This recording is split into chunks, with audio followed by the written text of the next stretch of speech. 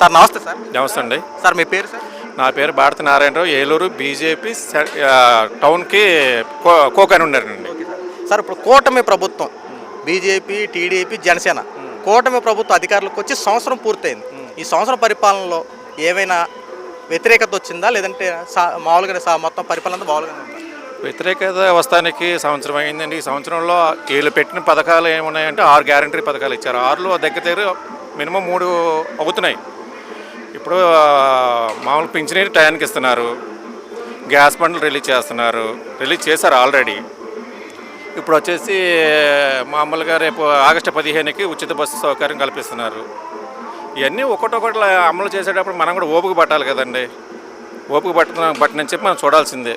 అప్పుడే మన సంవత్సరాలు దీన్ని వ్యతిరేకిస్తాక ఏం లేదు. ఆల్రెడీ మనం రాష్ట్రానికి చాలా ఆర్థిక ఇబ్బందుల్లో ఉంది. ఆ ఆర్థిక ఇబ్బందుల నుంచి మనం ఇప్పుడు లోటు బడ్జెట్లో నుంచి బయటికి రావాలంటే కొంచెం టైం తీసుకుంటుంది. మన టైం వచ్చే వరకు మనం ఎవరిని కూడా ఏమంటే సరిపోం.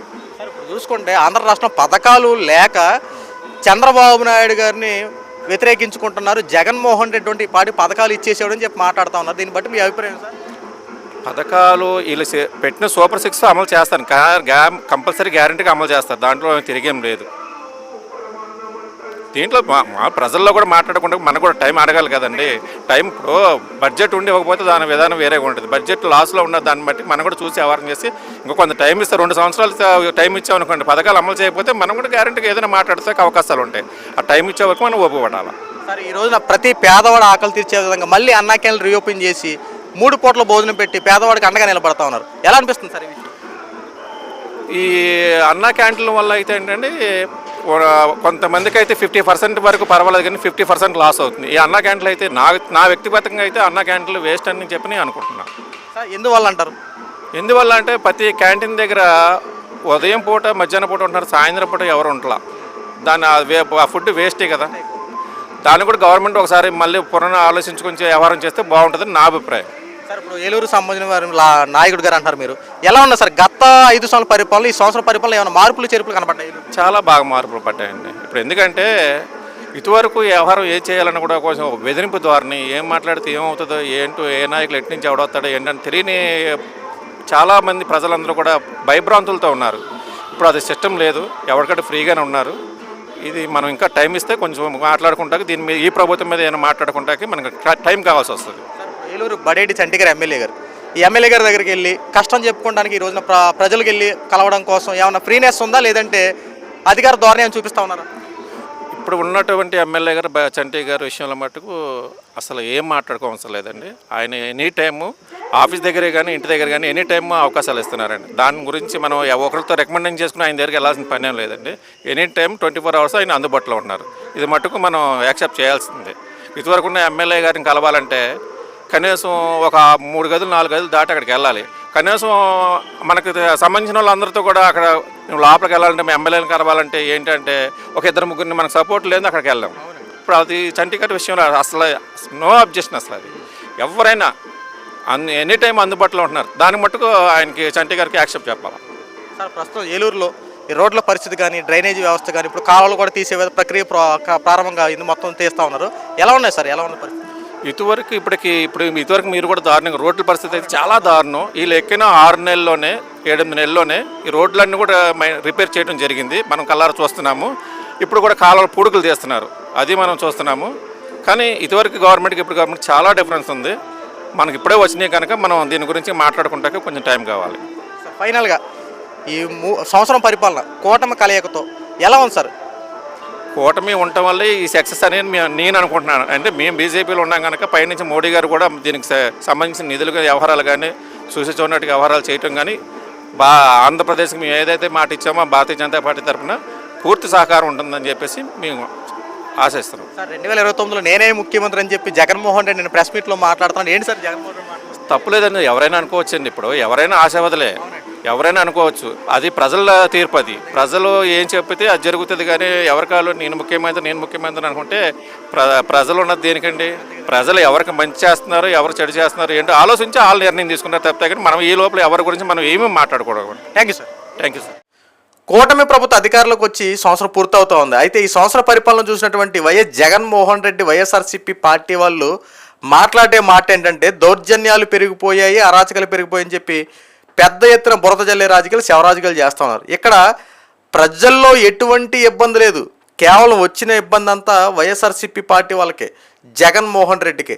ఎందుకంటే జగన్మోహన్ రెడ్డి స్టార్టింగ్ నుండి బురద జల్లే నెపంతోనే ఉన్నాడు తప్ప కూటమి ప్రభుత్వం ఎన్ని చేసినా సరే జగన్మోహన్ రెడ్డి ఆపోజిట్ ఉన్నాడు కాబట్టి ఇలాగే మాట్లాడుతూ ఉంటాడు. ఎందుకంటే అధికారం పోయిందని చెప్పి ఫ్రస్ట్రేషన్లో రేపు మళ్ళీ 2029లో అధికారంలోకి వస్తామా రామని చెప్పి ఇదొక దిగులు పెట్టేసుకొని ఏదో ఒక రకంగా చంద్రబాబు నాయుడిని ఇరికించాలి, ప్రజల్లో బ్యాడ్ తీసుకెళ్ళాలి అంటూ ఒక రకంగా కంకణం కట్టుకుని పనిచేస్తూ ఉన్నారు. అయ్యా జగన్మోహన్ రెడ్డి, గత 5 సంవత్సరాల్లో నువ్వు చేసినటువంటి పరిపాలనకి ప్రజలు నీకు స్వస్తి చెప్పి 11 సీట్లు ఇచ్చి ప్రతిపక్షం కూడా లేకుండా చేసి పక్కన కూర్చోబెడితే ప్రజలకి నేను అది చేస్తా ఇది చేస్తానని చెప్పి ఇప్పుడు ఎందుకు ప్రగల్భానాలు పలుకుతావు, ముసలి కన్నీరు కారుస్తావు?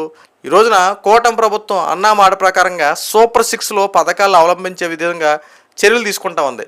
ఏదైతే 3,000 రూపాయలు ఉన్నటువంటి పెన్షన్ 4,000 రూపాయలు చేసి అది అందజేస్తా ఉన్నారు. దీపం పథకం కింద 3 సిలిండర్లు ఇస్తామన్నారు. ఈ జూన్ నెలలో స్కూల్స్ 14 తారీఖున రీఓపెన్ అవుతాయి. ఈ స్కూల్స్ రీఓపెన్ అయ్యే లోపు ఏదైతే తల్లికి వందనం కింద ఇంట్లో ఎంతమంది పిల్లలు ఉంటారో వాళ్ళందరి తల్లుల ఖాతాల్లో డబ్బులు జమ అయ్యే విధంగా చంద్రబాబు నాయుడు గారు చర్యలు తీసుకుంటున్నారు. ఇక రైతుల కోసం అన్నదాత సుఖీభవ స్కీమ్ కింద 20,000, రాష్ట్రం 15,000, కేంద్రం ఒక 5,000 కలుపుకొని మొత్తం 20,000 రూపాయలు రైతులకు అందే విధంగా చంద్రబాబు నాయుడు గారు అది కూడా చర్యలు తీసుకోబోతా ఉన్నారు. ఇక ఆర్టీసీ బస్సు ప్రయాణం ఏదైతే వాగ్దానం చేశారో ఆ వాగ్దానాలు నిలబెట్టుకునే క్రమంలో ఆర్టీసీ బస్సు ప్రయాణం కూడా ఈ రోజున ఆంధ్ర రాష్ట్రంలో ఈ నెలలో లేకపోతే వచ్చే నెలలో ఏర్పాటు చేయడానికి రంగం సిద్ధం చేస్తూ ఉన్నారు. ఇలా ఒక్కదాని వెంబడి ఒకటి ఏదో ఒకటి అన్నీ చేసుకుంటూ వస్తూ అభివృద్ధి పనులు కూడా చేసుకుంటూ వస్తూ ప్రజలకి అత్యంత చేరువయ్యే విధంగా కూటమి ప్రభుత్వం ముందుకు వెళ్తా ఉందంటే జగన్మోహన్ రెడ్డి ఇదే పనిగా పెట్టేసుకుని బురద జల్లే రాజకీయాలు శవరాజకీయాలు చేయడం పనిగా పెట్టుకున్నాడు. ఈ రోజున కూటమి ప్రభుత్వం చేస్తున్న పనులు చూడండి, అన్నా మాట ప్రకారంగానే అన్నీ చేసుకుంటూ వస్తూ ఉంది. కానీ ఇక్కడ ఆంధ్ర రాష్ట్ర ప్రజల్లో ఎటువంటి భేదాభిప్రాయాలు లేవు, వాళ్ళ వ్యతిరేకత అంటూ ఏమీ లేదు. ప్రజలు చెప్పేది ఏంటి, మాకు తల్లికి వందనం అనేది కాస్త ముందిస్తే మా పిల్లలు చదువుకోవడానికి ఆ ఫీజుల కోసం కాస్త ఉపయోగపడుద్ది, తల్లికి వందనం అనేది రిలీజ్ చేస్తే బాగుంటుందని చెప్పి కొంతమంది చెప్పినటువంటి అభిప్రాయం. మరి కొంతమంది రైతు భరోసాకు సంబంధించిన విషయంలో ఆ స్కీమ్స్ కనుక రిలీజ్ చేస్తే అది బాగుంటుందని చెప్పి అంటారు తప్ప ఇంక వేరేది ఏమీ లేదు. ఈ రోజున రోడ్ల పరిస్థితులు చూడండి, డ్రైనేజీ వ్యవస్థలు చూడండి, గతంలో రోడ్ల పరిస్థితులు ఎలాగ ఉన్నాయి, ఇప్పుడు రోడ్ల పరిస్థితులు ఎలా ఉన్నాయి అంటే చంద్రబాబు నాయుడు గారు వస్తే ఎంత చిత్తశుద్ధిగా పనిచేస్తారు, ఏ రకంగా పనిచేస్తారు అనే దానికి ఇదే నిదర్శనం. అభివృద్ధి మార్పు అనేది ఎక్కడ వస్తుందంటే ఒక నాయకుడు ప్రజల పక్షాన వ్యవహరించి ఎప్పుడైతే ప్రజల కోసం ఆలోచిస్తాడో అప్పుడే వస్తుంది. కానీ జగన్మోహన్ రెడ్డి ఏం చేశాడు, పథకాలు అంటూ ప్రజల్ని సోమరపోతులు చేశాడు తప్ప పథకాలు అందజేసినటువంటి విషయంలో ఏమైనా చొరవ తీసుకున్నాడా? ఒక పథకం ఇస్తున్నామంటే అది ప్రజల చెంతకు చేరుతుందా లేదని చెప్పి ఏనాడైనా దాని గురించి ఆలోచన చేసినటువంటి విషయాలు ఏమైనా ఉన్నాయా? సినిమా ఉంటుంది కదా, అన్నమయ్య సినిమాలో ఐస్ గడ్డ ఒక ఆయనకి ఇస్తే ఆ ఐస్ గడ్డ కరుక్కుంటా చివరాఖరికి ప్రజల దగ్గరికి వచ్చేవాటికి ఏమవుద్ది, నీళ్ళు తప్ప ఏముండదు. అంటే రాజు అన్నీ ఇస్తాడు, ఆ చివరికి వచ్చేపాటికి ఏమవుద్ది, కరిగిపోయి నీళ్ళు తప్ప ఏం కన. అలాగా నువ్వు ఇచ్చే పథకాలు నువ్వు నిజంగానే ఇవ్వచ్చు, కానీ చివరి వరకు వెళ్తున్నాయని చెప్పి ఏంటంటే నువ్వు సర్వే చేయించుకొని ఈ రకంగా చేసినటువంటి విధానం ఏమైనా ఉందా? ఏముండదు. ఎంతసేపు బురద జల్లే రాజకీయాలు శవరాజకీయాలు చేయడం, లేదంటే సోషల్ మీడియాని అడ్డంగా పెట్టుకొని లకరాలతో సంబోధించుకుంటూ అమనాబూతులు తిట్టుకుంటూ రకరకాల ఇష్టానుసారంగా మాట్లాడే విధంగా వ్యాఖ్యలు చేయడమే. ఆంధ్ర రాష్ట్రంలో నువ్వు చేసినటువంటి పరిపాలన ఇదే.